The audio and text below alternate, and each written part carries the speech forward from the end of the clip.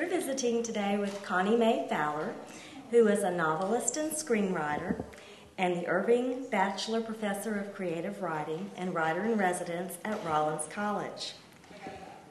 Connie May's book, Before Women Had Wings, has been selected as this year's Central Florida Reads selection. It won the Southern Book Critics Award and the 1997 Francis Buck Award from the League of American Penwomen. It was also nominated for the 1998 International Dublin Award. Connie May, thank you for agreeing to talk with us today. Thank you. Congratulations. Thank you. It's a thrill. Good.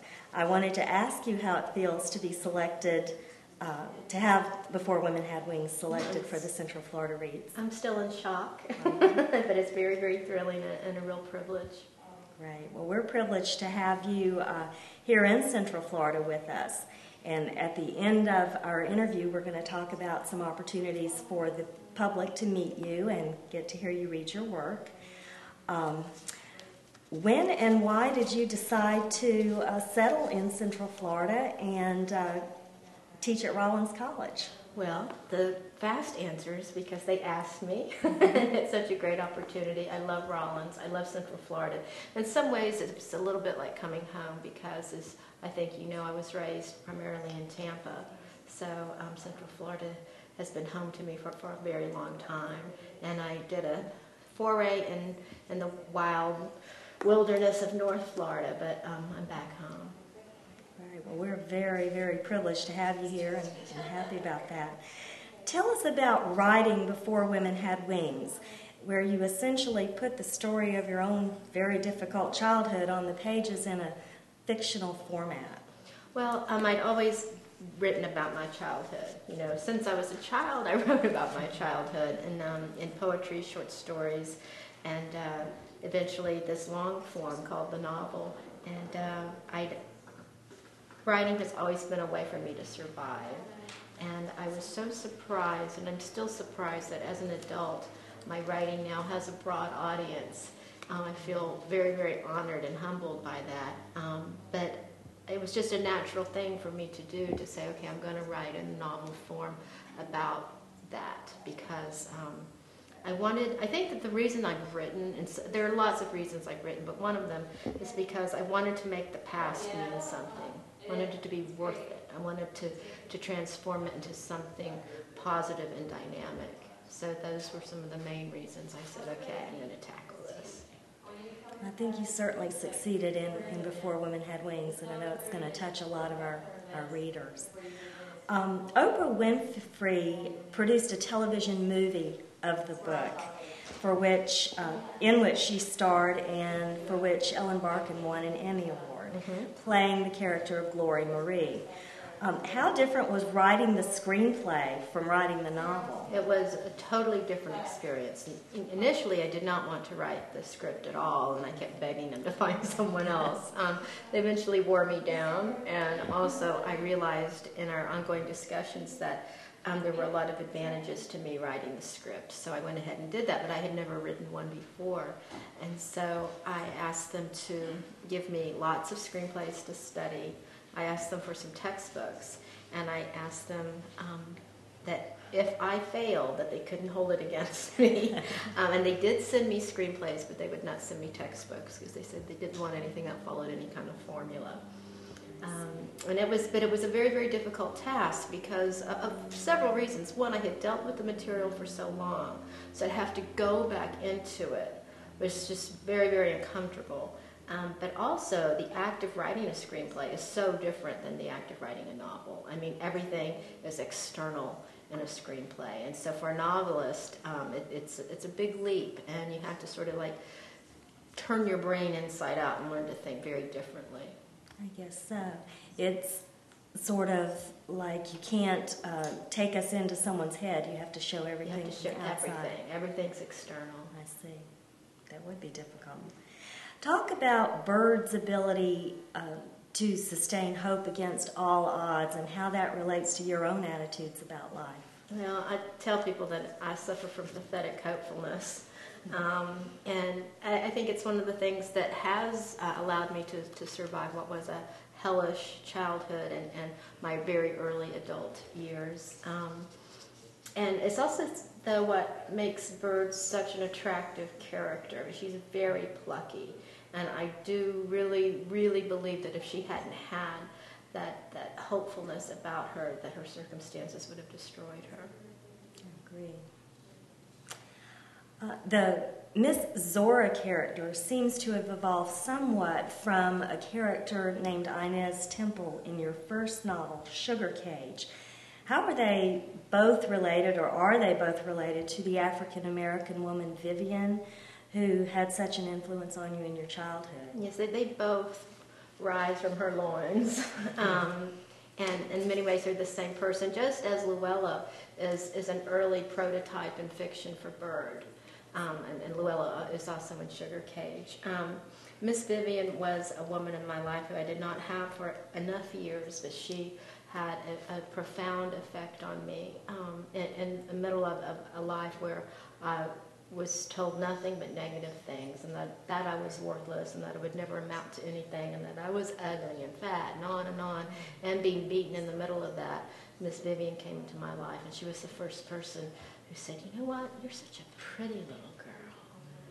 And no one else told me that for a long time, but I held on to that. It meant everything to me, and she gave me unconditional love, and even after she left my life, I just clung to her memory.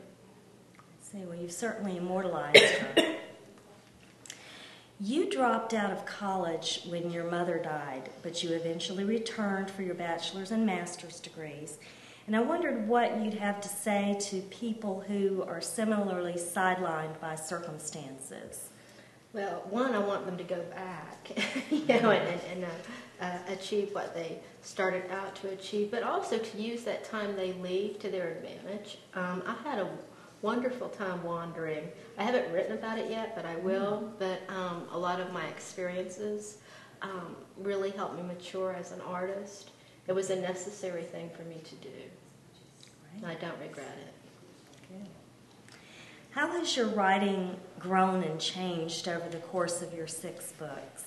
Isn't that amazing? 6 books, I'm so excited. And they are wonderful. Oh, thank you. Enjoyed all of them. I think that I've evolved from really relying on the material of my own life and my past to branching out. And it's funny, I feel like with my new book that's coming out, The Problem with Murmur Lee, I'm going into another period of my artistic life, and I'm trying some more experimental things, and I think it more fully reflects my broader curiosity of the world. When can we expect to see The Problem with Murmur Lee on the bookshelves? January 11th. January 11th. Great. Looking forward to it. We can probably pre-order it now. Yes, do. Christmas presents or whatever. Has writing gotten easier or harder over the years? It depends on the day. Every time I go in to my office and sit in front of that blank screen, it's a different experience. I think that the one thing that I'm trying to learn is that I will do it. I think that until very recently, every time I sat down, I thought that I might not come up with anything at all. And I'm starting to get enough years behind me that I'm saying to myself, believe, you're gonna get a new page down. But I think that a lot of writers experience that anxiety when they sit down. They don't know if it's going to happen. Right. How do you balance writing with all the other things you have to do, like teaching at Rollins College, for instance? I have a body double. It's just, you just do it, and I think that everything feeds one another. I found a few years ago, we talk about postpartum depression when you send off a book, and I think it's really true. And when I send a book off to my publisher, I get really blue. I'm like, where's my baby? And I noticed after a while, I think it happened about 3 times. I'd send off a book, I'd get very depressed, and then I'd go teach at a conference. And the blues would go away because the students energized me. They were so hopeful. They had all that fresh energy and great ideas, and they were so bright, and they filled me up again. And so I realized that I need to teach. One, to give something back, because I had wonderful teachers. Without them, I don't know what I would have done. But also, as an artist, the teaching fuels my creativity. Another way that I understand that you give back is that you have done a lot of work with abused women and children in need. Can you talk about that? Well, for many years I had a foundation called the Connie May Fowler Women with Wings Foundation. I felt like a lot of our mission with that and the specific goals we set out to accomplish, we did accomplish, and so I've closed that down now, but I still do a lot of advocacy work, and I lobby Congress, and I do fundraisers. But the foundation, we were really so excited that we were able to be very, very involved in the construction of one new domestic violence shelter with children's care facility, and the children's library is just really state-of-the-art in Tallahassee. And also we were able to help the center in Perry, Florida get established, and we've helped the shelter in Naples. So we've done a lot of good work, and I'm very proud of that.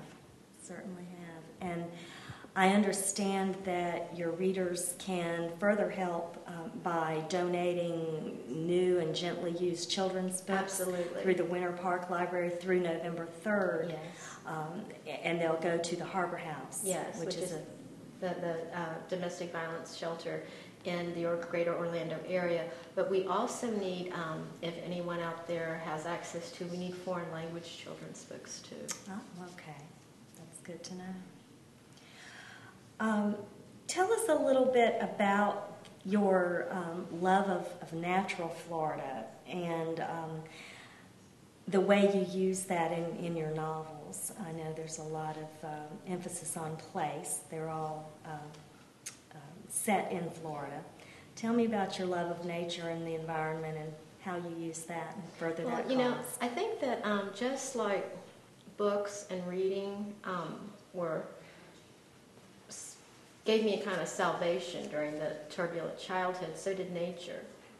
You know, and there's a scene in Before Women Had Wings when the mother is beating Bird's older sister. That Bird runs into the fields and hides. And it's in these fields that she starts to find some sense of peace, a connection to something greater than she is, and something kind and gentle. And that was true in my life too. That's where, in addition to books, I gained solace from nature. And I'm also very, very interested in mythology and religion, and so often for me that is attached to nature, and so I'm always playing with those motifs. Right. I noticed in Before Women Had Wings that there seems to be a struggle, both with actually happening within Bird, where she feels pulled between Jesus and the devil, and that they're both vying for her soul. Where do you think Bird's spirituality was at the end of the story? I think that she was just trying to ascend, and in any way that she could find comfort, that is how she would ascend. I think she found that comfort in the person of Miss Zora, as I found that in Miss Vivian. I also think that she was a little girl whose mother was Catholic and whose father was Southern Baptist, and so she would, I think, naturally feel that kind of push and pull between good and evil, and the various interpretations that her parents provided her, whereas Ms. Zora provided her a more, a less judgmental, more inclusive, loving idea of spirituality. Now, you not only named your character Bird, but you use so much bird imagery throughout, not only Before Women Had Wings, but your other novels as well. I noticed egrets are very important to you, and Miss Zora is a keeper of the bones of dead birds and things like that. Can you talk a little bit about where all that comes from or where it's leading? I have no idea. I'm a birder. I know that sounds so nerdish, but I am. I think it's very difficult to grow up in Florida and not have some affinity for birds. I love the mythology that is even evolving today about birds. When I was doing research for River of Hidden Dreams, I was out in the 10,000 Islands with my guide, and he had his son with him, and a great blue flew across the bow of the boat, and the little boy said, "There goes Grandpa." And the captain said, "Yep," just like normal. I'm like, whoa, you have to tell me this. And he explained that when the little boy's grandfather died, that this great blue heron who would come up every afternoon and stand at the door next to Grandpa's recliner and watch TV just like Grandpa did every day, and they decided it was the spirit of Grandpa. And after that, people just volunteered these sorts of stories, and I realized that we were in the midst of the birth of a new Florida myth. It just strikes my fancy. I don't know. There was a similar scene in River of Hidden Dreams when the young female protagonist in that had her mother and grandmother die, and they buried them at sea, and then the tarpon went by, and she started to believe that the fish were the spirits of her grandmother and mother. Well, and you will appreciate this being a Florida cracker. In my new book, my dead protagonist gets turned into a mullet. Oh my goodness, I love that. I've eaten more mullet than I care to admit. Tell us a little bit about the problem with Murmur Lee, and what in the world are you going to work on now that that baby's been birthed? Well, the problem with Murmur Lee is about a woman named Murmur Lee, and if you asked her her problem, she would say that she's dead. But she had larger problems, and so it's a multiple point of view novel, and she goes through quite a journey in death, but her friends go through quite a journey in life as they try to assess what her life meant to them, how it affected them, and how in the world she really died. And what's next are several things, including a book I'm very excited about, which I think will be loosely based on the life of blues legend Memphis Minnie, who not very many people have heard of, and she just had an astonishing life. And the research alone will be fabulous because I'll get to spend a lot of time in the Delta and make my way up to Chicago. So, and that'll be my first book set outside of Florida. I see. An on-the-road book. Mm-hmm. Great. That's all the questions that I had for you today, but I wondered if you would grace us with a reading from Before Women Had Wings. No, I would love to. I'll read a little bit from the very, very beginning. Back in 1965, on a day so hot that God Almighty should have been writhing with sick-to-the-stomach guilt over driving his children out of the cool green of Eden, my daddy walked into our general store, held a revolver to his head, told my mama that he couldn't take any more, and that because of her harsh ways and his many sins, he was going to blow his brains out. Seconds earlier, when it had just been Mama and I in that dusty old store, I'd been thinking about food, sweets to be exact. I used to suffer craving spells, still do when I get to thinking about things. I don't know what spurred the want back then, a want for sugar that was so strong I would grind my teeth flat until my needs were met. Could it be that my deep yearning was caused by a sadness bred in the womb, a dark past we're helpless to undo or make right, a history we have no memory of once we're birthed into this world? Are there events so ancient and awful that our fresh lives are spoiled even before the cord is cut, so we keep craving? These are questions for which I haven't a single answer. In fact, answers aren't part of my nature. Details are what I'm about. Stacks and stacks of details, the bones of my family, calcified vessels, the marrow chock full of wishes and regrets. In my mind to pick up the bones one by one, a leg bone, a hip, then a spine that looks like a witch's ladder.